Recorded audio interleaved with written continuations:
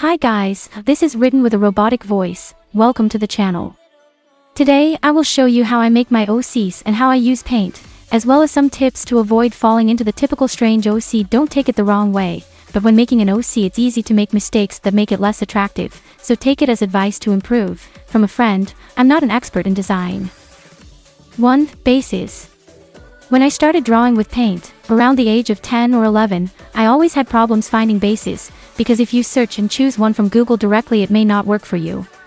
It wasn't until I started my channel that I understood that Google images are just images of the original image, so a solution to find beautiful and functional bases 99% of the time is to look for them on DeviantArt, or failing that, Google but specifying that they are from DeviantArt.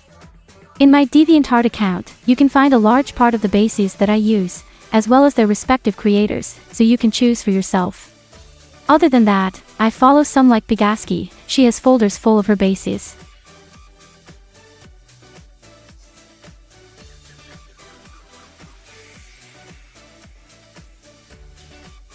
(1.2) Stash bases.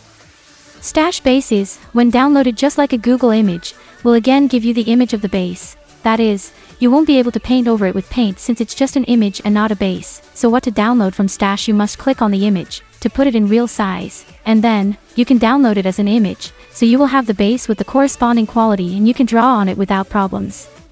Now, we start with the artistic part.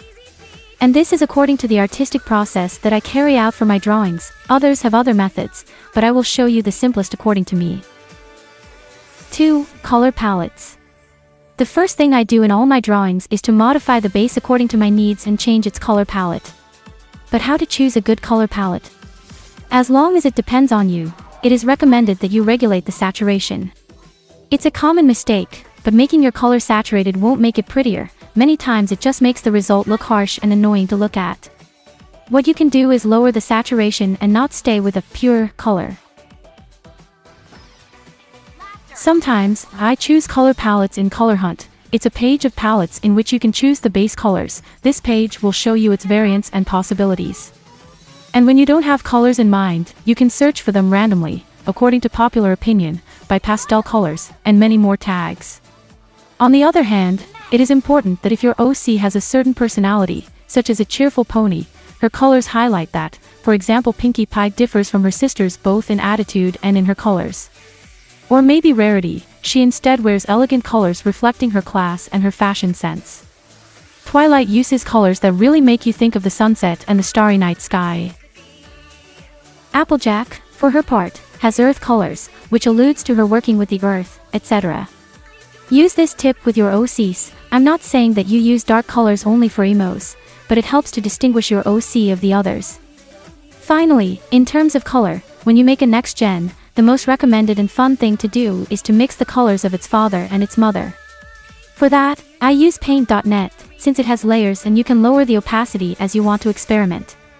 For my part, I take out the basic colors of the parents, color of eyes, mane, fur. After that, I copy each parent palette twice, leaving the mother as a base and secondary, and the same for the father, having the most possible combinations.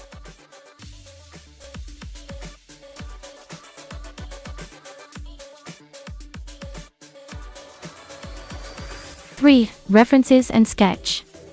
Then, in my videos you can see that I cut the part where I draw their hair, because at that time I look for references when I don't have inspiration, and it's a very good thing since it prevents the hair and styles of your characters from being the same, so gives them originality.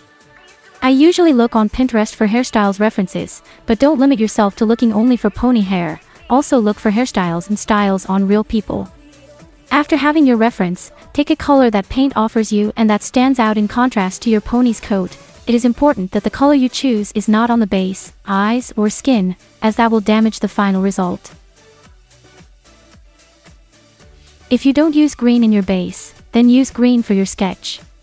Another important thing is that, before drawing on your pony, make a copy of it. When you have two, you can start drawing on one of the two. Sketching makes the job a little easier because you have a guide, so it doesn't have to be perfect. What matters are the lines that come after. Do not forget, try that the members of your next gen resemble their respective parents. In my case, the next gen is curly since its parents are also, and it is a unicorn since its father is. 4. Lines. When you have your sketch ready, you should start with the line art.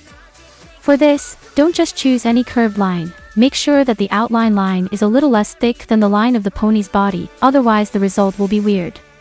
To modify the line, you can use a screen keyboard. I use it since I have a laptop and the keyboard is different, but even so, I show the process on the screen. You must press your control button and the plus button that is on the number pad. If you want to shrink it, it is with control and the minus button. After drawing the sketch, it is important that with the white line color, you fix the ends of the hair so that they are thinner. It looks weird, but then it won't be noticeable. It is important that it be white. 5. Separation of the sketch and the line art. My program is in Spanish, as you have already noticed, since that is my language, but it's the same for everyone. Select Transparent Selection if you don't have it activated. Then select all the drawing of the sketch, and then select the color of the sketch in the second color picker and drag your drawing to the side of the white background. With this, your drawing could already be left without the sketch, but if not, as in my case, select the drawing and move it a bit and then release it, then select it again and drag your drawing to the side of the white background. Then select the drawing from which you erased the sketch and put it exactly on top of the drawing that we had set aside. 6. Color. Having it all ready, you can start with the coloring. If you have noticed some of my speed paints, it is very difficult for me to choose the final colors, and in the video it can be seen how colors change several times. There are times when I take so long that I cut the video so that it is not tedious for you, but yes, take your time and play with the colors until you find a satisfactory result. Remember not to use colors that are oversaturated or very opaque, as it will make the drawing look strange if you do not use them well. Don't be afraid to put your personal touch, like for example my pony's eyes are never black, or for example Ada uses brown colors for parts of her line art. Be creative. 7. Do not forget. If you want to upload it to a network like YouTube, give credits for the bases, backgrounds and other people's resources that you use. That's it. I hope it was useful, maybe not that much, but still, thanks for watching. Written says goodbye.